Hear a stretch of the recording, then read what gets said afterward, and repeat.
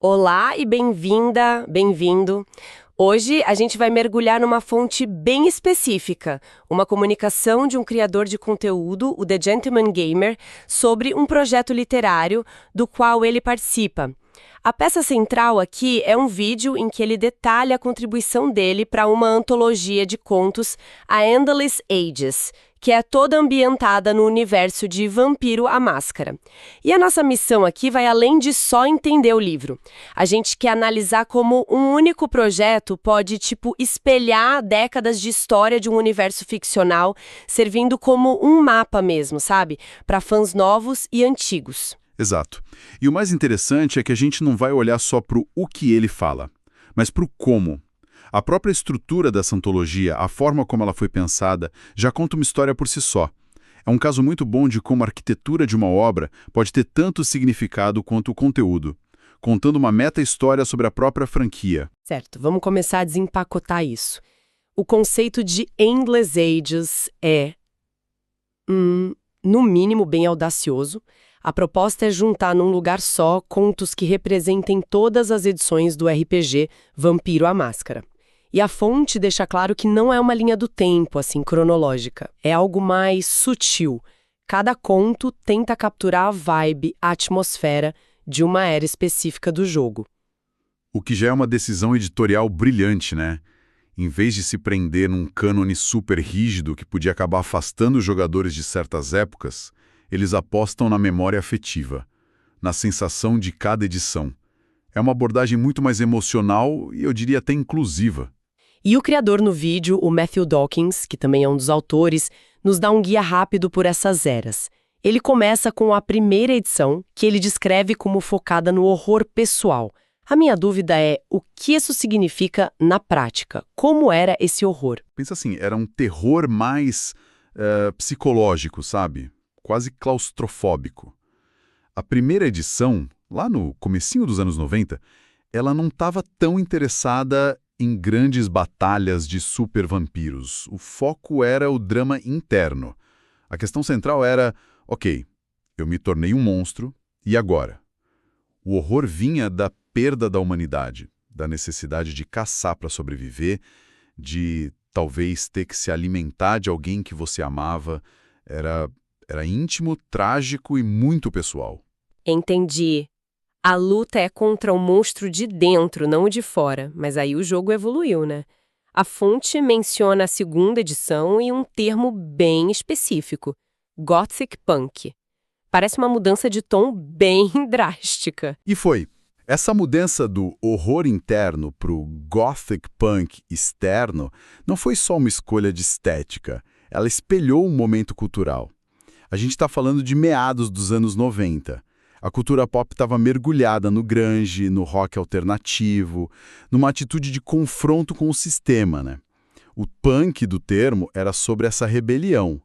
E o gótico trazia a estética sombria, a jaqueta de couro, a noite como um playground. O jogo estava evoluindo junto com o público dele, saindo do drama psicológico e indo para a rebelião com estilo. Faz todo sentido. E a coisa não para por aí. Ele descreve a terceira edição, a Revised, como a era das conspirações globais. Parece que o escopo, aumentou exponencialmente. Sim, completamente. Saímos da rua e fomos para as salas de conselhos secretas. E, de novo, é um reflexo da época. Final dos anos 90, começo dos 2000, o auge de séries como Arquivo X. A paranoia estava no ar. A ideia de que sociedades secretas, tipo a Camarilla, o Sabá, manipulavam governos e economias virou foco. O vampiro deixou de ser só um monstro trágico para ser também um agente secreto numa guerra de sombras milenar.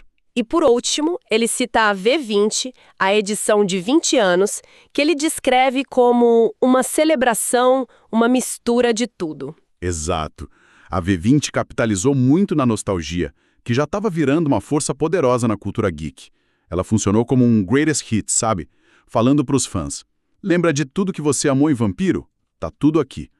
Essa edição meio que consolidou a ideia de que todas as eras anteriores eram válidas, cada uma com seu valor. Olhando para essa progressão toda, fica muito claro o que você disse no início.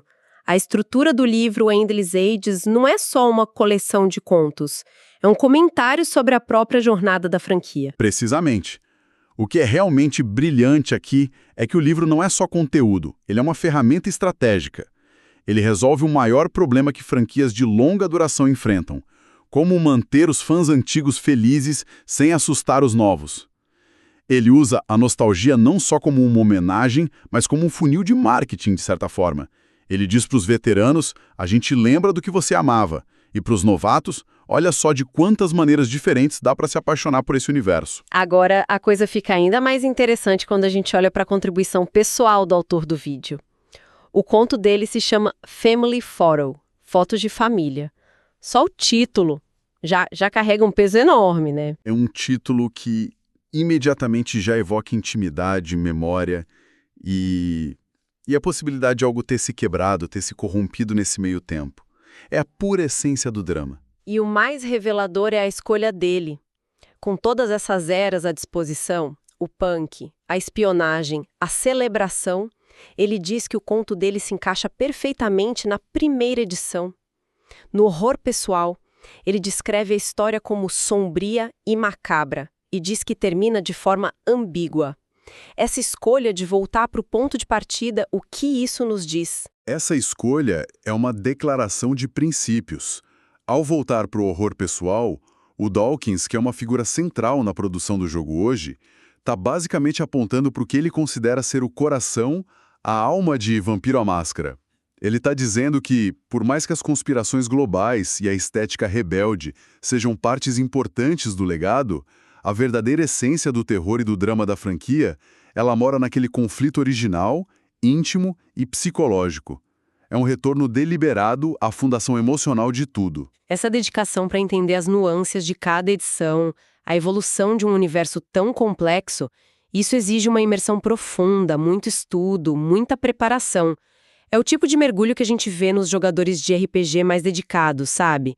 Que devoram manuais e constroem mundos inteiros na cabeça. Sem dúvida. E não é surpresa. Quem se envolve com RPG nesse nível geralmente desenvolve uma capacidade incrível de absorver sistemas complexos, de reter grandes volumes de informação e de pensar de forma estratégica e criativa.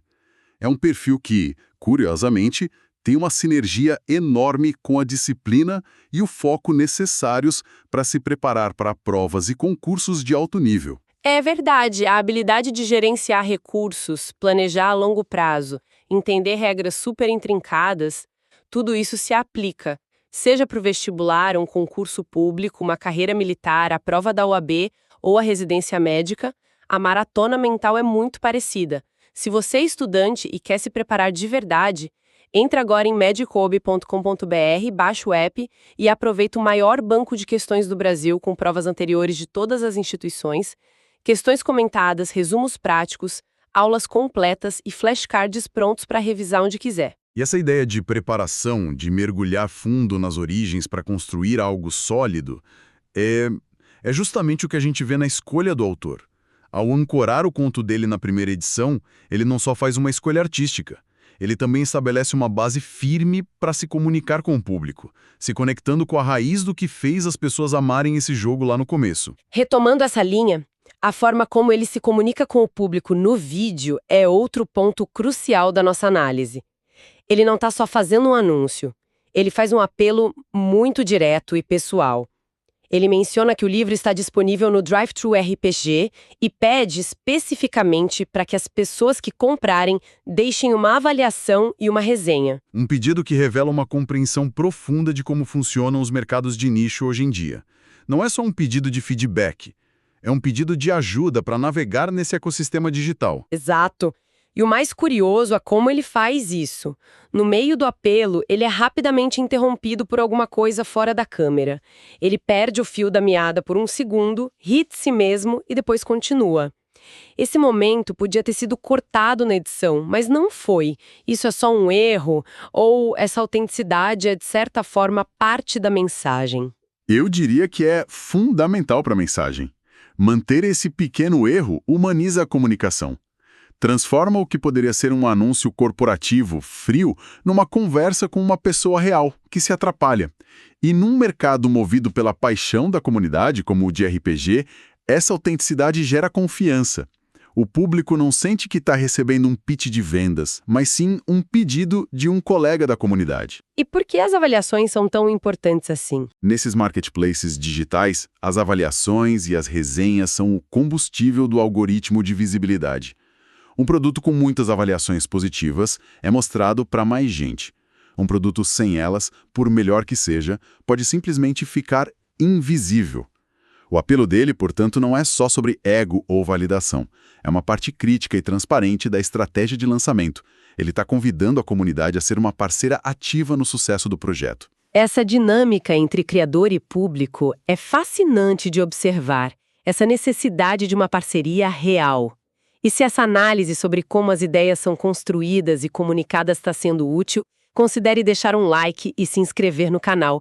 Ajuda muito a gente a continuar trazendo essas explorações. Essa transparência no pedido cria uma relação simbiótica. O fã não se sente apenas um consumidor passivo. Ele se sente um apoiador investido. Alguém cujo pequeno ato de escrever uma resenha tem um impacto real e direto na sustentabilidade daquilo que ele ama.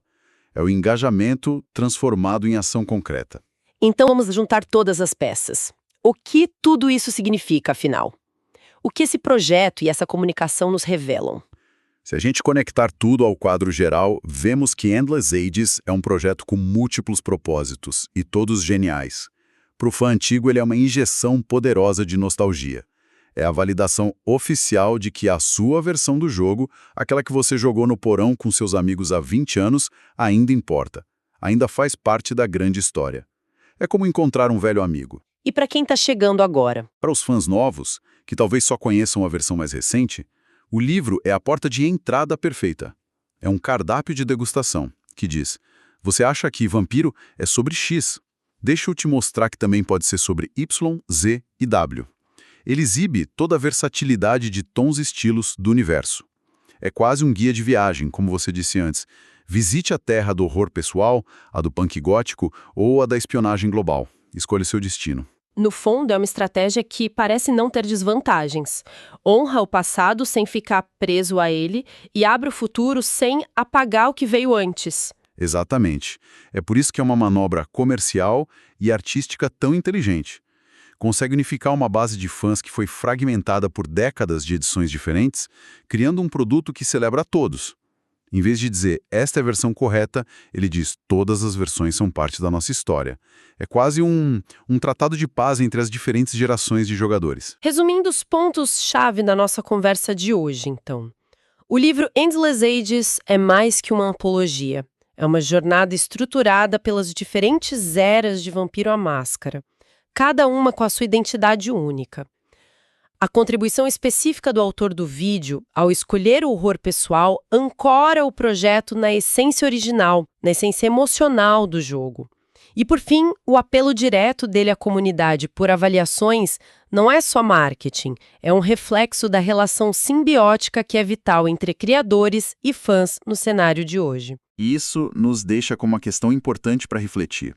Num mundo de franquias e universos compartilhados que estão sempre numa corrida frenética pelo próximo grande evento, sempre tentando adicionar uma nova camada, um novo personagem, será que a forma mais eficaz de inovar não é, na verdade, criar uma estrutura que celebra e recontextualiza o próprio passado? Em vez de só construir para frente, sabe? Esse projeto ensina sobre o que já existe, dando um valor novo ao que é antigo. Talvez a inovação mais inteligente não seja olhar para o horizonte, mas sim organizar o passado de uma forma que o torne novo